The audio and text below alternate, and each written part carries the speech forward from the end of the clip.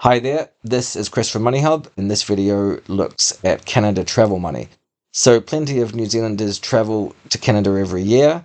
There's daily flights to and from Auckland within New Zealand. There's summer flights, which goes to, of course, the Canadian winter during the New Zealand summer with Air Canada as well. So those all fly in and out of Vancouver. It's also quite popular to go there via Hawaii and also via the States. So more and more people from New Zealand do travel there, but travel money hasn't really been explored, so we've put together a comprehensive guide to explain it.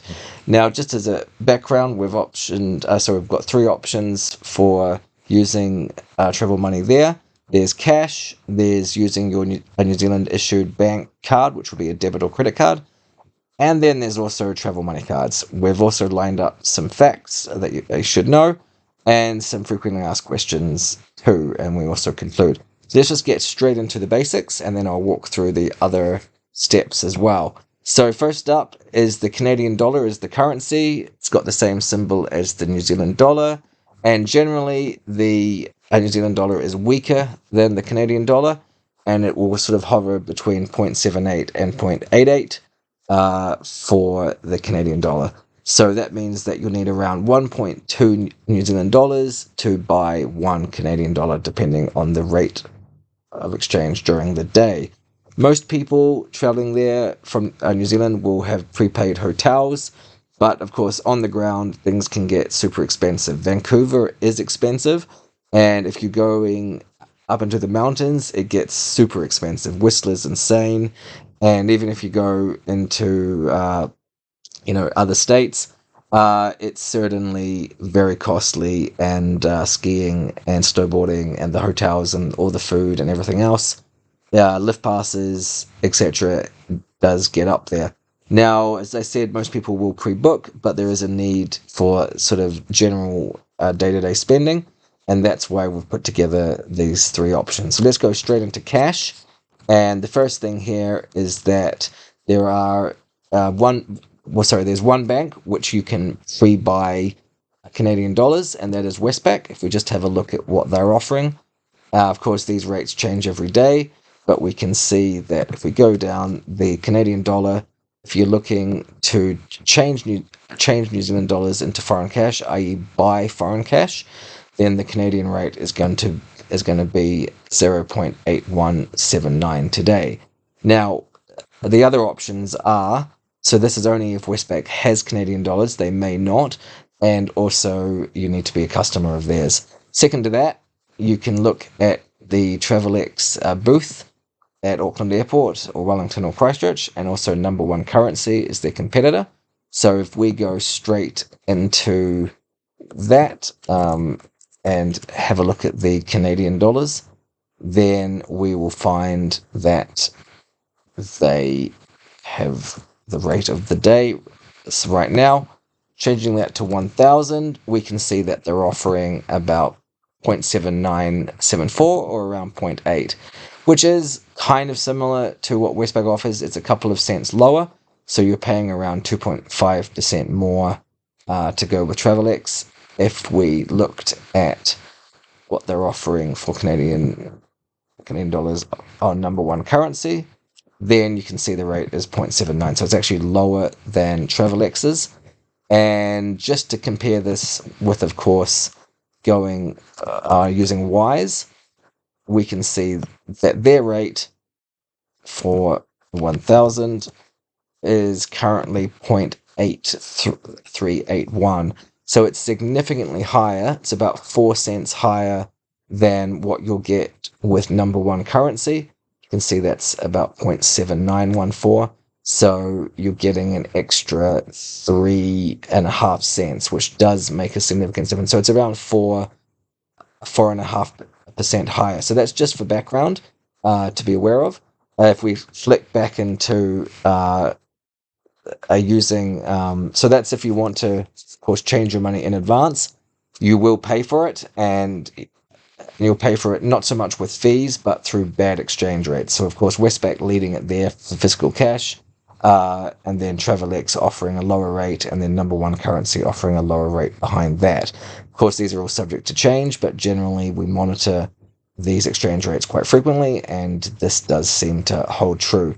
Now, if you want to get money when you get to Canada, so say if you've flown into Vancouver or if you've flown through the States and then you fly up to Vancouver or anywhere else in Canada, then you can do that with your standard bank card, and you'll be charged fees for that. There'll be an ATM withdrawal fee. Kiwi Bank, for example, charge around $6 for that. Some banks will have it for free. ANZ is one of them. But of course, you will pay an ATM fee from the Canadian bank or the service that you use. What we've found is that the foreign exchange rates at the Forex booths are not favourable as compared to those offered by Westpac. But then also the Westpac rate is not as good as that offered by Wise. So you can see here that their rate is 0.8179 versus a Wise, which is 0.8381. So it's about 2 cents higher. So that in itself is 2 cents higher than number one currency. So everyone's making their money from you traveling, but it seems that Wise is making the least amount of money, primarily because they have the highest rates, which means you get to spend more more Canadian dollars with your New Zealand dollars. Now, what you can do with the Wise debit card is there is a limit, $350 per month for free fee withdrawal. So that means you're not going to be paying a 1.75% cash withdrawal fee. This is only for cash, not for spending on the card. And then after that, you will pay that. So that works out to be around 280 Canadian dollars.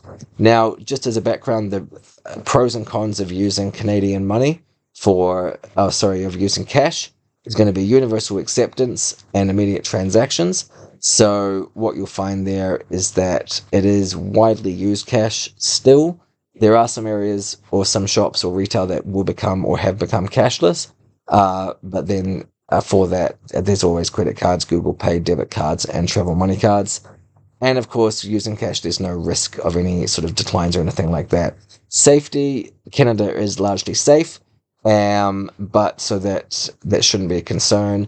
But if you are changing money at the airport, you will be probably given a bad rate, especially leaving New Zealand. And then if you get to Canada and use a service there, when you get to Canada and if you use a service there, then there's no guarantee that the rates will be that good either.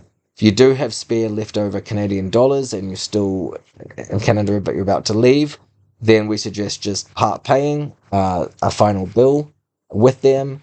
You can change them back at Vancouver Airport, something similar or somewhere similar, but you may not get the best rate. Or lastly, give them to somebody else. You can also translate them back in New Zealand dollars when you get back, should you be banking with Westpac. Now, if we just go on to other options here, New Zealand issued debit and credit cards. So what you'll find is that these cards will charge you anywhere between 0%, which is quite rare, to up to 3.5% for the foreign currency translation fee. So if you have a $1,000 charge, then, and if you're, say, with Westpac, or if you're with a Westpac debit card or a Kiwi Bank debit card, then you'll be charged, in this case, 2.5% or $25. These things get kind of annoying and they add up, which is why we're not big fans of them. So we've done a comprehensive research guide into these debit and credit FX fees because we just don't like them and we want to show that these do add up. But of course, people will always use their cards. It is good to have them and take them with you on a trip to Canada.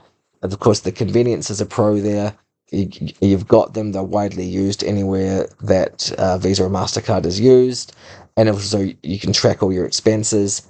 That's quite useful. Of course, if it is with a New Zealand bank account, then your direct debits will be coming in and out of there at the same time. But you can get a general idea of how much you're spending. What the problem is with some of these cards is that, and most of them, is that you'll pay for their use. So the cost of convenience is really, the banks have just seen this as a way to make extra money. So they'll just whack on their exchange rate margin fee and not necessarily give you the best exchange rate either for the Canadian dollar. So you're just basically paying the banks twice to get to spend your own money. And that is very annoying. And second to that is a dynamic currency conversion.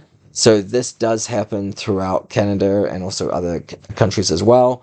You'll find that if you put your card into a machine, it will, to pay for, like, say, a restaurant bill or something like that, sometimes it'll pop up. Would you like to pay this, say 100 Canadian dollars in, like, New Zealand dollars? And if you click yes, it will charge you a convenience fee of doing that. Can be as high as 10%. How this isn't like banned or illegal, I don't know. But it just makes money for no apparent reason, and it's not convenient at all. So our suggestion there is to always reject that and just pay with the local currency. And then potential card issues, of course, there's always a risk of using a card and having it skimmed or anything like that, or captured. But Canada is largely safe, so there shouldn't be a huge problem here or there. And so that's generally our summary. But Canada does get expensive quite quickly, so you do need to plan money, because if you are going skiing or if you're staying in hotels, just being out in Vancouver, Montreal, it does get pricey, so be aware of that. Lastly, the travel money card. These are increasingly popular. We've done a very detailed comparison of these, which you can see in our standalone guide. And I do suggest reading that. We've compared TravelX with Wise, with OneSmart, with Cash Passport, with Revolut. And so we look at all the options and look at the exchange rates and sort of show you through videos how to make sense of it all and just try and save you some money there without getting an unsuitable travel money card, because there's good ones and there's ones which aren't so good.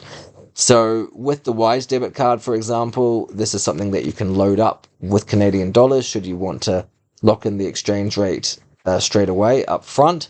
That just gives you some certainty of what you'll pay. Of course, other people just leave it in New Zealand dollars. There's no issues there, and then you just pay the rate at the time that you make the transaction. So should you be paying the $100 Canadian, that will translate to like 120 something New Zealand dollars in most cases, if the rate was around 0.8, and then you'll be charged a small fee on top of that, which is what Wise does, but it's still, in general terms, always cheaper than a debit card from a bank, because they're not charging these high fees, and also most credit cards as well, plus the convenience of having the different wallets for different currencies should you want that, and app tracking and everything like that.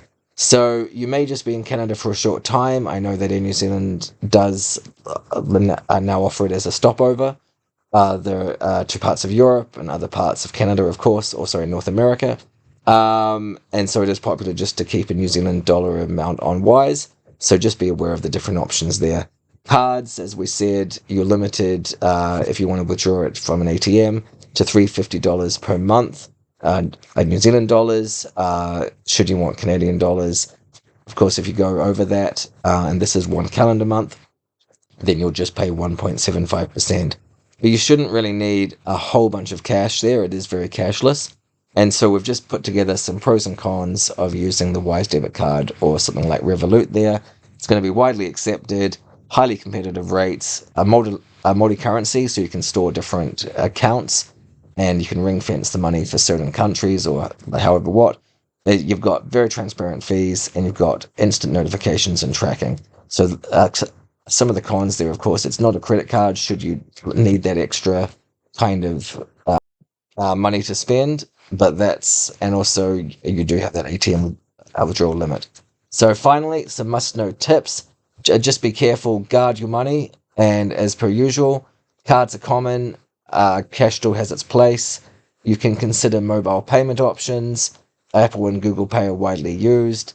Just keep track of everything, and also understand that return policies will differ within Canada to New Zealand, so just be aware of that. And then finally, frequently asked questions here.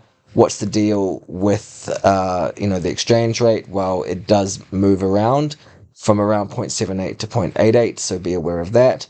And then, is Canada expensive? It can be significantly expensive, largely around skiing and things like that, so do be aware. And what's the best way to get most Canadian dollars for my New Zealand dollar?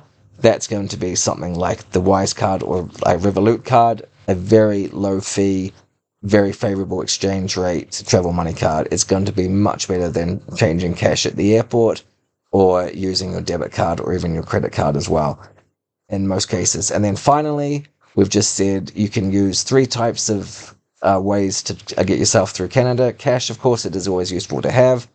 In New Zealand bank cards, if you pre-book something just to secure a hotel or something with a card, and then a Wise debit card or something similar to it. We've gone with Wise because it is the most favorable debit travel money card that we can see. But of course, there are other options like Revolut as well, which is challenging the market. So thank you very much for watching. If you do have any questions, please let us know. We're highly responsive to any question or comment, and we want our resources to be as comprehensive as possible. Thank you very much for watching, and have a nice trip to Canada.